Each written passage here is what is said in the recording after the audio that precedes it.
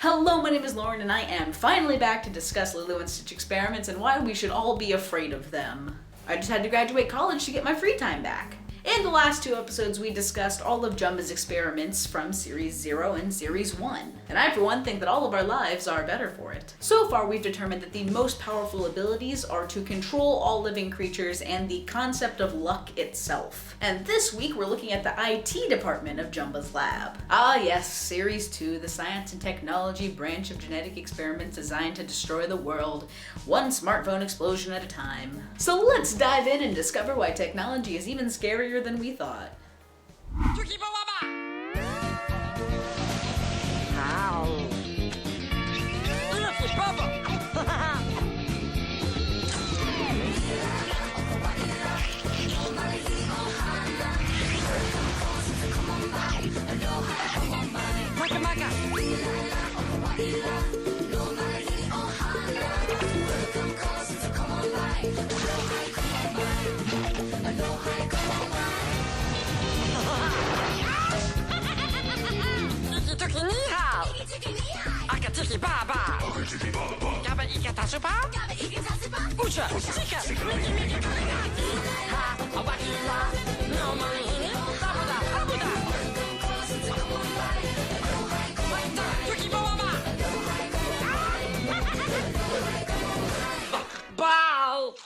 Alright, what horrors lie in store for us today? And should I be afraid to read my script off of my computer in front of a camera? Starting us off today is experiment number 202, aka Jam, who's designed to jam radar signals. Which is a much better place to start than a darn traffic light, that's for sure. Anyway, in order to figure out how dangerous jam is, let's discuss radar, how it works, and where it's used. Radar uses a series of electromagnetic pulses in order to detect the presence, size, distance, and speed of objects. Like echolocation, but using radio waves instead of sound. Jamming radar means that you are interrupting the system's ability to report information back to itself. This is often done by sending out your own radio waves that interfere with the ones being used to conduct measurements. But is this a particularly dangerous ability? Probably. Like planes, for instance, kind of need to know where each other are so they don't crash in midair, causing fatal collisions. Or bombs, or drones, or all sorts of other dangerous devices that I would prefer to know about and detect before they're in range. So clearly, jam poses a real threat in any situation where we need to be able to track a flying death trap. However, I'm hesitant to give jam an automatic pass into the next round of consideration because we do already have this technology. Radar blocking or jamming is already a common military strategy. We don't need tech from an alien genius to get the same result. So for now, let's give experiment 202 a pat on the back and a tentative advancement into the next round. Number 204 is no socks, an experiment designed to make socks disappear. And now we're back on track with the silly experiments. I was getting worried for a minute. Number 210 is retro, who is able to devolve people and objects back into more primitive versions of themselves. Huh? For instance, people become cavemen and cell phones revert into rotary phones. Which is not really a good explanation or example of how evolution works, but it's the language that the show chose to use. Now, I could see the argument that retro would be a useful weapon for Hamsterville. For instance, if the Galactic Armada tried to use a blaster on him, he could turn it into a less complicated weapon. But he doesn't really get to control if that new weapon is a normal gun or a water blaster. And if he turned an entire army into cavemen, they would still be a violent and suddenly confused group of people armed with clubs and stuff charging towards him. So frankly, I think retro causes more trouble than he's worth on a team. Maybe he'd be more useful in the hands of an antique dealer, but you know, that's not exactly dangerous, is it? Number 214, aka Pix, takes bad photos of people. Joke's on him though, because I'm not that photogenic anyway. And number 221 is Sparky, who besides Stitch and Angel is probably one of the most recognizable experiments from the franchise. And anytime there's a team up, you can bet that Sparky is invited to join the team. But how powerful is he? Well, like his name suggests, Sparky can transfer electrical energy into a system. For instance, he powers the lighthouse in Lilo's town. But I was never very good at the electricity unit in high school, so I'm just gonna throw on this explanation over to Kai. Wait, what do you mean he's on strike? I'm supposed to do this myself? Fine. Okay. So, in Stitch the Movie, Jumba tells us that Sparky is providing the lighthouse. It's just 500-watt alternating current powering catadioptric lens at 600,000 candela. Which, believe it or not, is still not enough information to figure out if he's actually dangerous. Like, at all. Okay, but what do any of those units actually mean? Let's go in order of least usefulness. A candela is the SI unit for brightness, similar to a lumen. A lumen is the brightness of one candle at 1 foot away. 600,000 candela is about 6 times brighter than the world's brightest commercial flashlight. So, don't look right into it. If that isn't a pretty sight.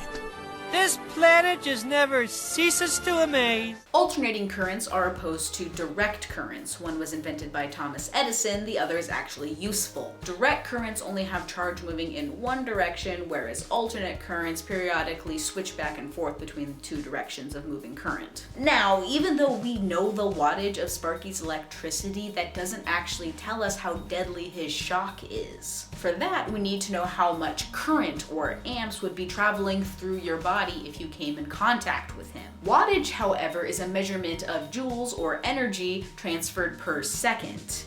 You can calculate this by multiplying voltage times amperes, or volts times amps. Volts are like pressure, but not technically pressure. Unfortunately, we don't know either of these numbers yet. But since we do know the number of watts, we just need to know the average current of a dioptric lens to figure out what the amps are. So, the catadioptric lens was invented in 1824 by a guy named Augustine Fresnel, who figured out a way to concentrate light into a brighter, more focused beam. Thing is, this isn't a random lighthouse. It wasn't even invented for the movie. The Kilauea Lighthouse is located on the north shore of Kauai, which is the Hawaiian island that Lilo and her family live on. It also looks like this, and, probably not coincidentally, uses a catadioptric lens that has been powered by electricity since the 1930s. Specifically, it uses a second-order Fresnel lens, which typically has a voltage between 12 and 32. Meaning that if Sparky were to shock you with the same amount of energy that he is putting into the lighthouse, that would mean that you have 15 to 41 amps of current running through you. For reference, a shock of 0.1 to 0.2 amps coursing through your heart would probably kill you. And even if I have the voltage measurement way off, and please correct me in the comment section if I do, it would need a voltage of 5,000 to save your life. This is incredibly unlikely. No, wait. Impossible. Therefore, is Sparky dangerous? Absolutely. I have a feeling that I got at least some of that completely wrong, and I haven't taken a physics class in 6 years. Experiment number 222 is poxy, a foodborne pathogen that can make people sick, and given the current state of the world, is last year's news. I'm kidding! Look at this complete vaccination card! Which would unfortunately do nothing to stop Poxy from wreaking havoc on me, since he is not a virus, or a bacteria, or a fungus. I guess he's more like a parasite, like ringworm. He's ringworm, I guess. Anyway, Poxy isn't dangerous at all, and here's why. Number 1, he's not contagious, like food poisoning. 2, he's not deadly, like food poisoning. And 3, he's foodborne, like food poisoning. Look, Poxy is incredibly unpleasant, and would it suck to come in contact with him? Absolutely. But he's just not a threat on a larger scale than an awful afternoon. Unlike number 223, who is a virus, sort of, and has a much more versatile skill set. Glitch has the ability to make technology turn against its owner. For instance, it can make your vacuum cleaner attack you. Or a nuclear warhead. Yeah, this guy's scary since he can take control of any device that uses code to function. But here's how you stop Glitch. For one thing, he can only control devices that use code, so any piece of technology that doesn't have a computer chip inside it is probably safe. Glitch can also only be in one device at a time, meaning that we don't run into the issue of him spreading like a real computer virus. And to top it all off, defeating Glitch is as easy as downloading him onto one device so that he can't escape. I mean, sure, you might have to buy a new phone, but at least it keeps him away from the nuclear codes. Number 228 is Melty, who can turn any object into liquid. Any object, including wood, which, you know, famously burns instead of melts. Thus making Melty's physics bending abilities a little outside my pay grade, but you know, here's my best explanation. I don't think that Melty is actually increasing the temperature of the objects he interacts with, otherwise we'd see things burn or people being cooked due to proximity to hot melted stuff. Instead, I think Melty is lowering the melting points of his targets. Every substance that can be a liquid has a melting point and a boiling point. Water, for instance, melts at 0 degrees Celsius or 32 degrees Fahrenheit, meaning that it is a liquid at room temperature. Glass, however, has a melting point of 1400 degrees Celsius or 1552 degrees Fahrenheit, which is significantly hotter. However, it is possible to change the melting point of a substance. It's the reason that we pour salt on our sidewalks during winter. By mixing salt into pure water, we create the new substance of salt water, thus changing the chemical composition of the substances when they're combined. This process has to do with ions and stuff, but that's not really important right now. The resulting substance has a lower freezing point, meaning that it prevents the sidewalk from being covered in ice until it reaches an even cooler temperature. This is also why we salt pasta water. In addition to being delicious, the added salt changes the solution's boiling point so that it changes phases faster. Water also boils faster on mountaintops because pressure also has an effect on phase changes. So, because there is no evidence to suggest that Melty is increasing the temperature of his victims, I think it's safe to say that he's actually manipulating them on a chemical level and changing their melting points to something in the range that we call room temperature, approximately 70 degrees Fahrenheit or 20 degrees Celsius. The tricky part here is wood, which we actually see Melty transforming into a liquid. But does wood even have a melting point that could be manipulated? Wood is made up of long chains of organic chemical compounds that tend to break down into other compounds like charcoal and carbon dioxide when heated. Wood does have a burning point of about 500 degrees Fahrenheit. Part of the reason that wood burns instead of melts is that it's made up of a lot of connected materials, each with their own individual melting point. But due to oxidation, they go through a process called pyrolysis instead of a phase change, producing char and ash. Basically, burning is a chemical reaction due to heat, whereas in melting, the chemical composition doesn't change at all. However, ash does melt. Pure carbon has a melting point of 3,500 degrees Celsius or 6,422 degrees Fahrenheit. Once wood is finished breaking down until it is no longer wood but actually a combination of different compounds including carbon, it is possible to melt those new purer compounds. This is not a perfect solution to our problem, but perhaps what we see in Lilo and Stitch is that Melty is able to break down wood in a process similar to burning, and then melt the individual compounds afterwards, by lowering the melting points from thousands of degrees to just a few dozen. After all, in order to change a substance's melting point, you are already messing with its chemical structure. Maybe Melty is able to separate the compounds in a complex substance like wood into simpler, easier to melt parts, which makes him extremely dangerous. Let's move on to number 220, aka Shus, who can amplify far-off noise and voices, which means that he makes an excellent eavesdropping device, but isn't the most threatening creation in Jumba's bag of tricks. Horrifying genetic tricks that violate the laws of nature. Number 248 is Belle, the experiment who screams. Make it stop! Make it stop! Myrtle? I can't take it anymore! That's his thing, he just screams really loud in the woods to scare people. I'm not exactly sure how that fits into the tech category, but you know, scary. Number 249 is Sproing, who is able to store potential energy in his body like a spring. But in terms of combat skills, he doesn't have the same level of threat as some of the experiments that we've seen before and will run into later. He also can't store that much energy, so really he's just as dangerous as a slinky. Number 251 is Link, who binds enemies together with a sticky glue-like substance. The real obstacle here is that you're stuck with someone you don't get along with and therefore probably won't use teamwork to get out of the situation. identification, which is unfortunate because the solution is easy as dissolving the glue with mud, which is not a very hard task for two people getting along. So if anything, Link's creation is a team building exercise that strengthens your opponent's ability to problem solve. Number 254 is Mr. Stenchy, who just smells real bad. All the other experiments are actually immune to Mr. Stenchy's stench though, so it only works on humans and other non-experiment aliens. Of course, it's just a rotten smell. Guys, it doesn't even cause brain damage. Experiment 258 is Sample, who's a natural DJ. In the sense that he can record random sounds, imitate any voice or noise, and remix them to make a sick beat. Si no hay nadie a la vista, tú canta igual que un gallo. 242.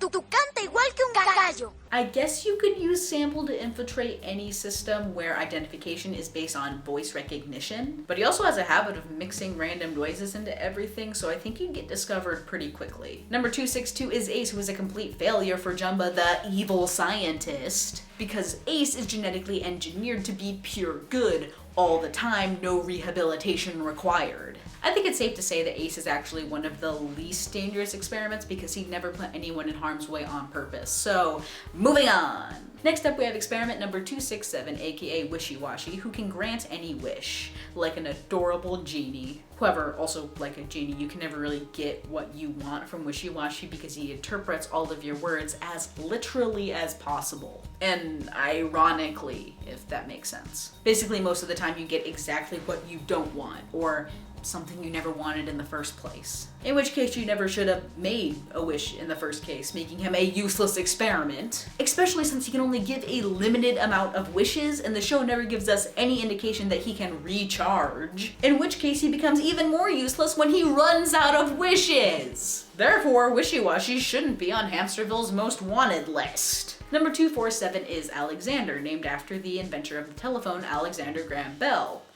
I'm assuming because Bell was already taken.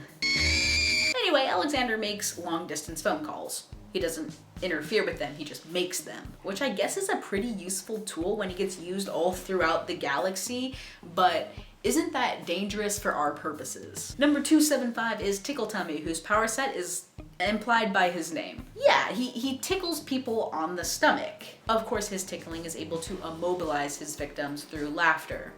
Not unlike the real sociopaths who go around tickling people. I'm inclined to say that Tickle Tummy's combat skills are not on par with the rest of the advancing experiments. Number 276 is Remy, who has one of the best episodes of the entire series. His power is that he can capture people inside of their own nightmare, and if they wake up before the dream ends, they'll experience the same nightmare every time they fall asleep for the rest of their lives, since he'll be in their head forever. Did I mention the danger? I think I did at least twice now. Which is great from a storytelling perspective because we actually get to see what Lilo's nightmares are and they're actually meaningful, unlike her random fear of clowns that was never explained. But frankly, on a scale larger than the psychology of one person, albeit our main character, Remy's danger level isn't as high as his competitors. It's not like I want him in my head or my dreams, but technically he's not even deadly. Number 277 is Snooty, who was designed to mine a rare substance known as snootonium. However, snootonium is extremely similar to the chemical composition of mucus, meaning that he will drain people's sinuses when they come in contact with him. This is dangerous for Stitch because his body mass is 62.7% mucus.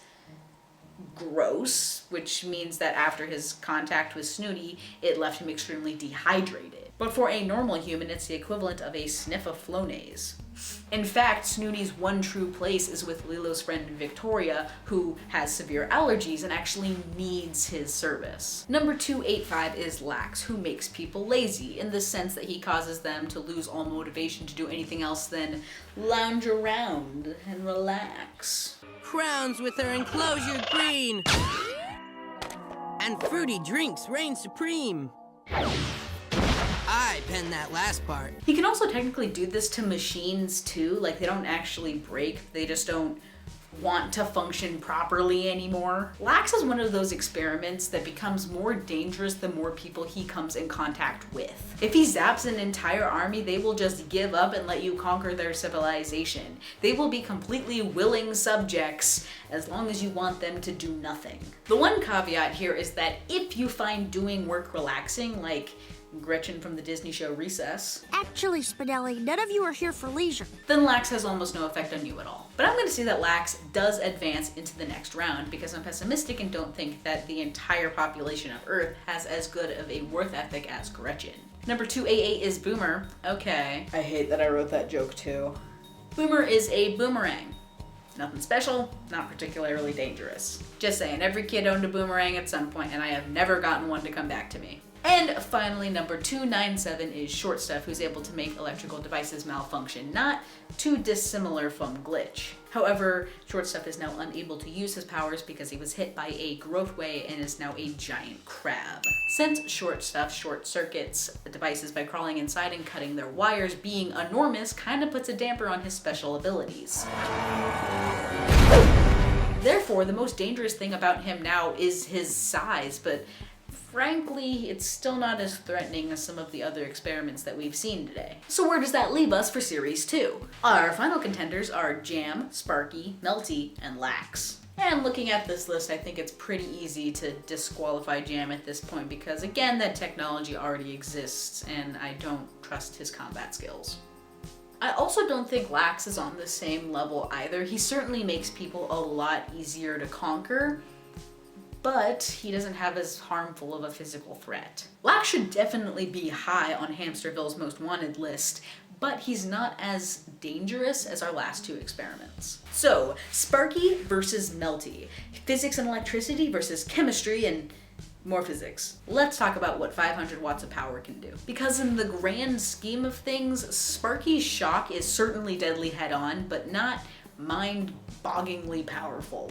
New York City uses 11,000 megawatt hours of electricity each day. Watts are joules per second, meaning that it takes 115,740 watts to power the city for 1 second, which is 231 times what Sparky is able to provide. So even though Sparky is very capable of shocking one or probably a lot more people to death, we also already have power sources that are able to do much worse. Melty, however, has no real-world equivalent. Sure, we can salt our driveways in the winter and hike a mountain with a thermos, but mankind doesn't have anything close to the same level of control over matter as experiment number 228. He could melt skyscrapers. The melting point of steel beams is about 2,800 degrees Fahrenheit. He could melt bridges. The melting point of asphalt is only 248 degrees Fahrenheit. He could melt people. Normally we tend to burn, but if he breaks us organic complex chemical compounds down into carbon and excess waste, he could melt our ashy remains. So Melty is by far the most dangerous experiment in Series 2. Jumba is definitely starting to up his game for the big hitters to come.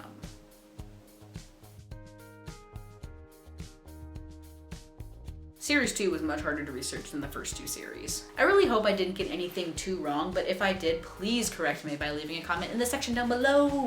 While you're down there, give us a like if you like the video, and subscribe to the channel if you don't want to be electrocuted by Sparky. He feels snubbed by the final showdown. You can also follow us on Twitter at theory_central, where I'm sure you're not at risk to accidentally download Glitch onto your phone. And you can support us on Patreon like the incredible David W. If you too want your name listed at the end of every video, you can also sign up at any of our tiers. And you might also single-handedly double our monthly income. Ace would be proud of you. But that is every single experiment that we know about from Series 2. Series 3 is all about psychological horrors. So stick around for that one in the next few weeks or months.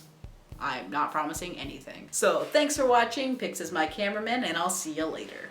I'm sorry me and Stitch melted a hotel and got you fired.